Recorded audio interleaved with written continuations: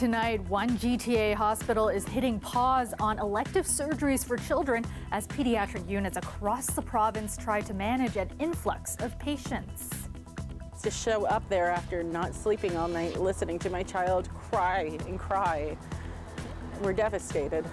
We speak to one family whose son was set to receive his life-changing surgery today, only to have it called off at the last minute. Plus, given especially that they're diseased, I think that they need to act quicker.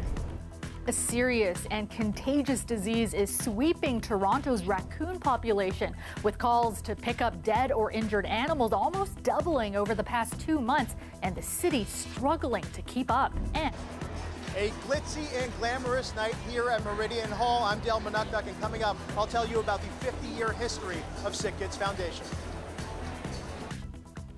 Good evening. I'm Kelda Yoon. Across the province, many pediatric ICUs are now operating above capacity as they struggle with a surge of children, many needing treatment for viral illnesses. One GTA hospital says it has no choice but to delay some elective children's surgeries. Lorena Redekop has the story of one family whose surgery for their son with autism was called off today.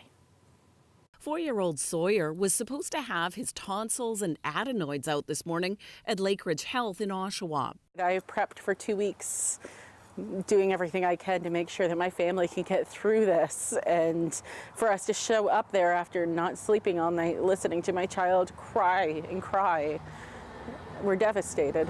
His mom even threw a goodbye party for his tonsils to get him ready for the required fasting before surgery. She says he has obstructive sleep apnea. This surgery is supposed to help. When he is sick, I have to sit by his bedside and listen to him to make sure he's breathing. Lakeridge Health confirms we have had to make the difficult decision to reduce the number of elective inpatient surgeries, adding all urgent and priority pediatric surgeries are continuing across Lakeridge Health. This is in place from today until December 10th, with teams working to reschedule for families. Across the province, children's hospitals are dealing with a high number of young patients with respiratory illnesses. In the pediatric world, with the respiratory viruses right now, it's a crisis. RSV and influenza have started very early, and we have the rest of the winter where this typically peaks. So I think it's only going to get worse before it gets better. The latest Ontario pediatric ICU numbers show hospitals are operating above capacity. We're over capacity by 10%, which means that patients are likely being cared for in unconventional spaces. And these are children, these aren't adults. And the trajectory is also concerning that 5 days ago, we were at 80% capacity. The Ministry of Health says Ontario Health provided direction for all pediatric hospitals to have a surge plan in place to respond to increased demand. Many doctors want mask mandates reinstated. Hospitals also warn people that emergency departments are only for the sickest patients, not for treating a simple cold or flu. Jolene T-Bear worries without a surgery, her son will end up needing the hospital. You're basically giving a bed no matter what, because if he gets a virus, he doesn't breathe and he will likely end up right back there, but in an emergent case. Lorena Redekop, CBC News, Toronto. Now to some breaking news. The union that represents more than 2,200 striking GO Transit employees, including bus drivers, station attendants, and fare inspectors, has announced they've reached a tentative agreement with Metrolinx. ATU Local 1587 says the workers are expected to vote to ratify the contract in the coming days. Now, in a statement, the union says the new contract addresses the union's safety concerns by ensuring that experienced and highly trained workers remain on the job, and critical language that would protect GO Transit jobs from being contracted out. Now, although the deal capped wage increases at 1% subject to Bill 124, the union was able to agree to a wage reopener if Bill 124 is reversed. The two sides resumed negotiations just this afternoon. The strike began Monday and has halted GO bus service across the GTA. A raccoon distemper outbreak has been declared in Toronto. Now, it's a serious and contagious disease for wildlife that can also be contracted by dogs. It's caused by a virus that attacks the respiratory, gastrointestinal, and the nervous system. As Chris Glover reports, there are so many carcasses recently, the city is having trouble keeping up. Even as this memorial grew, a couple days on, still no action from the city, and somebody covered the dead raccoon up with a bin. Kids being inquisitive, they're going to want to poke under. They see a box like that, they're going to want to flip it up and see what's in it. Nearby crossing guard Paul Bellier called 311 about it, frustrated after seeing an uptick of dead and injured animals. It's concerning to see so many of these animals suffering, and like what we see right here, one's dead and just been lying there decomposing in the street. That's an obvious public health concern. Back in 2015, the city was gripped by the death of a raccoon. There was a shrine with tributes from all over the world, and that raccoon was picked up within a day. Toronto Animal Services says the standard response time to pick up a dead animal is 48 hours. Right now, though, the city is averaging 12 to 14 days. Oh, wow. That's very high. So are they doing anything about that?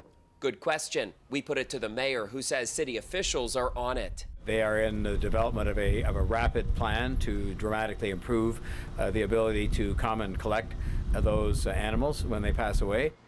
The city says starting immediately, more Toronto Animal Services staff are being assigned to help with a backlog of more than 900 dead raccoon requests. The city is dealing with an outbreak of raccoon distemper, a contagious and serious disease that can cause disorientation, aggression, and death. Over April and May, there were nearly 2,200 service requests for dead or injured raccoons, but calls have skyrocketed. In September and October, there were more than double spring to nearly 5,000 requests. Dirty streets have been a topic now for a couple of months, and there's nothing dirtier than a raccoon that unfortunately died. Councillor Paula Fletcher's ward, Toronto Danforth, has seen the most of those requests. She's complained to city staff. They have told me they're going to augment their pickup and make it go faster. I think citizens in Toronto, they want to know that the streets aren't littered with dead bodies, dead raccoons. Given especially that they're diseased, I think that they need to act quicker. Samra Khan is concerned this dead raccoon, covered or not, has been here all week. I know that, dogs can catch it. It's why we take precautions and vaccinate our pets. But the fact that you said that, yeah, it concerns me. Khan's dog is vaccinated against distemper, and the city says all pets should be, even after it's cleared the backlog. Chris Glover, CBC News, Toronto. The federal government recently announced its plan to welcome 1.5 million immigrants in the next 3 years, but many wonder where they'll all live, with some fearing it could worsen Canada's housing crisis. But as Philippe de Montigny reports, many new residents could also be part of the solution. Some of them also brought over here. This Toronto plant could be one of the solutions to Canada's growing housing crisis. Every day it churns out pre-built walls and floors used to build new residential housing. But there's a problem. Higher demand, but we don't have enough people to build. I would say about 10 to 15% labor shortage currently. And that's causing production delays, even forcing the company to turn down orders. Add to that Canada's commitment to bring in 1.5 million immigrants in the next 3 years. The labor shortage that we're seeing right now, which is one of the factors that is impacting the rise on inflation, is in part due to the fact that in the past couple of years, we have not welcomed enough immigrants into the country. Here's the dilemma. It's a chicken and egg scenario. Canada desperately needs more people to build homes, but the workers coming here need homes too. In Canada, we build approximately 265,000 homes per year. And here we are talking about 500,000 immigrants coming in per year. We're undersupplied before we even talk about this immigrant influx. But data show immigrants tend to rent before they buy. I don't expect them to exert pressure on housing prices as much, but more so on the rental demand. And it takes sometimes 3 to 5 years to build your credit history and down payments to get involved into the housing market. We are supplying what the customers are looking for, but there's more we can do. For many construction and manufacturing businesses like Home Technology, the arrival of new workers to fill vacant positions is imperative and can't come soon enough. Philippe de Montigny, CBC News, Toronto. Let's go now to meteorologist Colette Kennedy with a first look at your forecast. And Colette, the temperatures today, just hard to believe that it's this time of year. We were in the, 20s? Yeah, into the 20s. Absolutely incredible. Not the warmest day ever recorded on November 10th, since we've been keeping records. That actually happened just 2 years ago in 2020 when we were just over 24 degrees. Believe that? Yep. But here you are, still very mild when we were just over 21 degrees. And a look at the daytime highs, lots of beautiful numbers here. Even if it was just some upper teens, still gorgeous Kingston through Ottawa and into the low 20s for Windsor as well. But big changes coming. I mean, we had mostly sunny skies today, mostly clear tonight. But I'm taking you south because even though we're finding the remnants, or what will be the remnants of Tropical Storm and what was Hurricane Nicole, are well to the south in terms of the core of this, we're actually going to see, because it's so broad, these bands beginning to have an impact on us. So tomorrow, I've stopped this at 11 a.m. Of course, it's Remembrance Day, some wet weather quite possible along the north shore of Lake Erie and also into the Niagara region. And then as we go into the afternoon, we'll find that carrying on. Some heavier amounts possible in the Niagara region and eastern Ontario. There are some special weather statements there. When I come back, I'm going to show you exactly where. Overnight tonight, still mild, 11 tomorrow, 15, but with rapidly changing conditions. Thanks so much, Colette.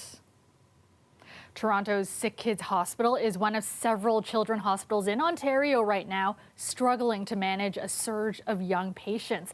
But tonight, it also took time to celebrate, marking 50 years of philanthropy. To date, it's raised over $3 billion, with more than half of that being raised just the last few years, making it possible for Canada's largest children's hospital to continue its important work. Dale Manukduk has more from tonight's big gala. Glitz and glamour as 2,500 people came together to celebrate the 50th anniversary of Sick Kids Foundation. Founded in 1972 and back then had 2 employees, raised $1 million through a couple of events.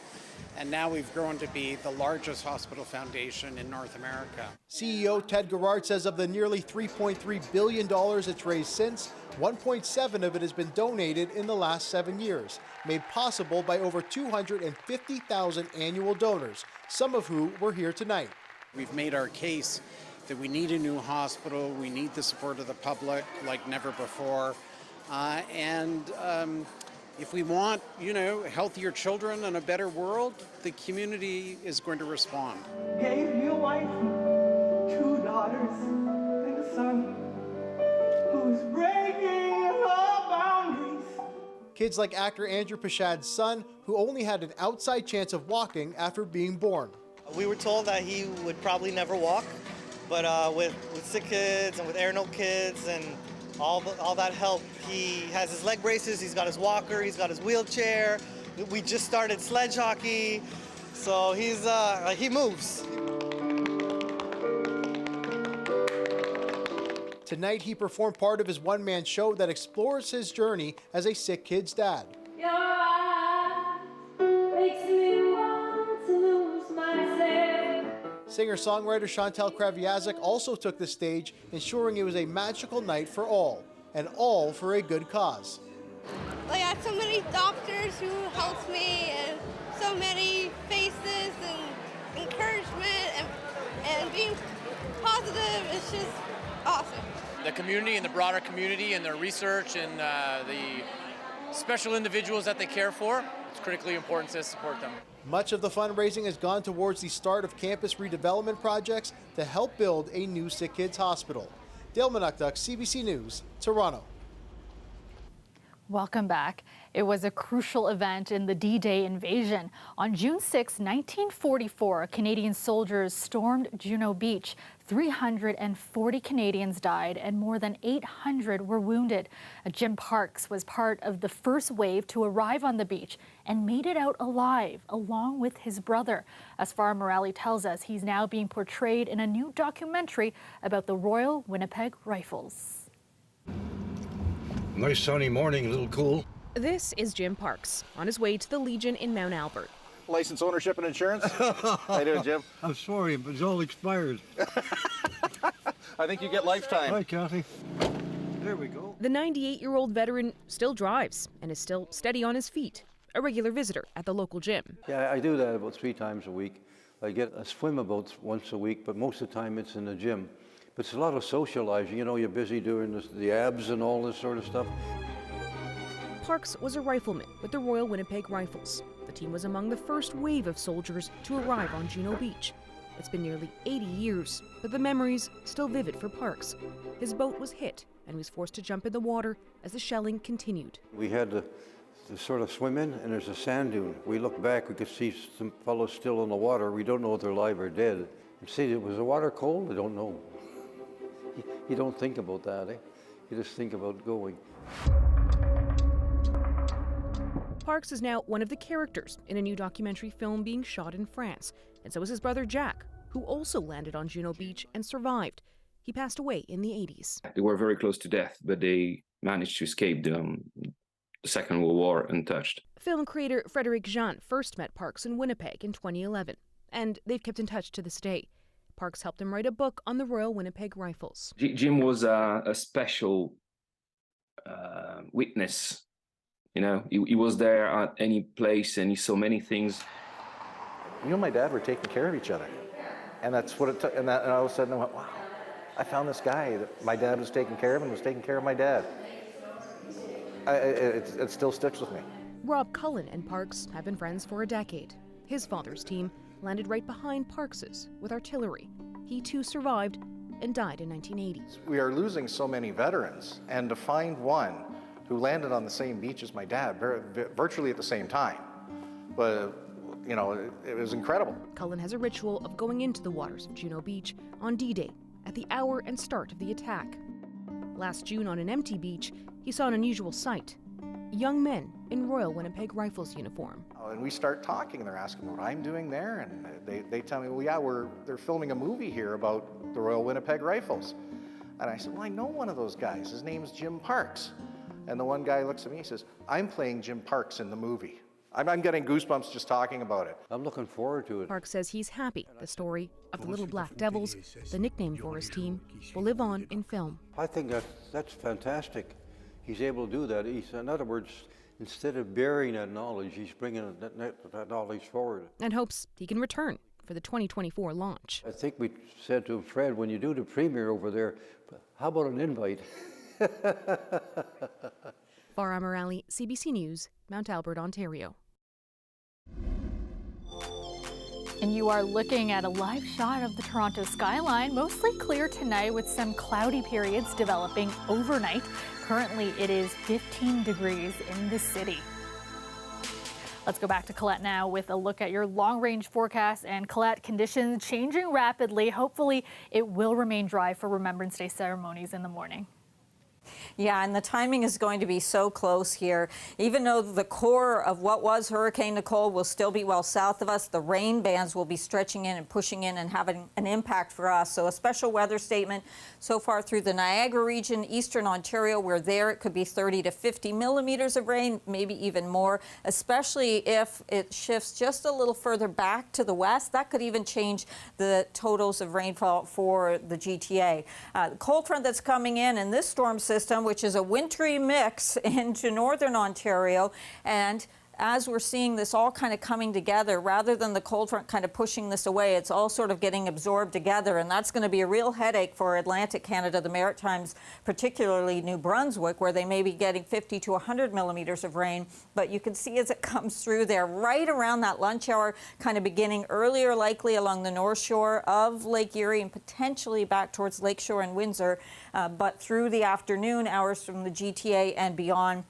And then it moves pretty rapidly out, but keeping in mind that behind this, once we do get behind that wintry mix of a storm, we are talking about much colder air infiltrating the region. And as it does, and these northwesterly winds set up, we're talking about some lake effect snow setting up into parts of the snow belt, but some of those flurries could make their way down into the city, even Saturday night and into Sunday. Don't be too surprised if you see a little bit of that white stuff falling from the sky. Big departure from from today's high, just over 21 degrees.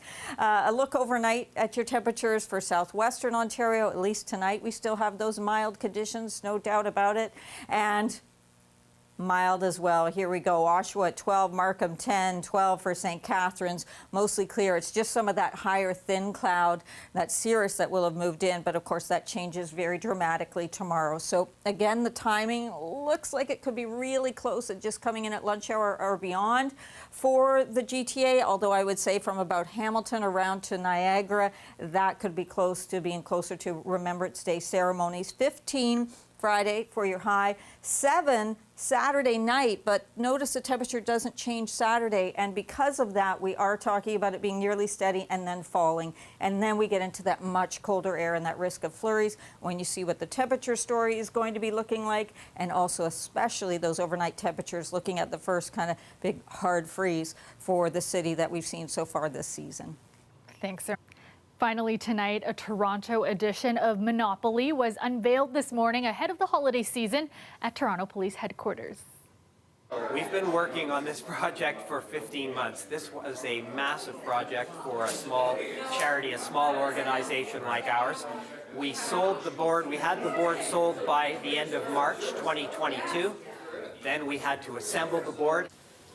The game is officially licensed by Hasbro and features city landmarks like the CN Tower, Exhibition Place, the Eden Center, Ripley's Aquarium, and more. Pro Action Cops and Kids led the creation of the game. Now, a portion of the proceeds from each board sold will go to 11 Toronto charities.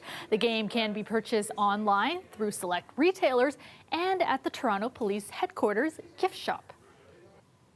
And that is our show for you tonight. Thank you so much for watching. Maribel Tarouk has your next local newscast tomorrow at 6. I will see you back here tomorrow night at 11. And we'll leave you now with a look at the 30,000 flags planted outside Sunnybrook's Veterans Center, a Remembrance Day tradition.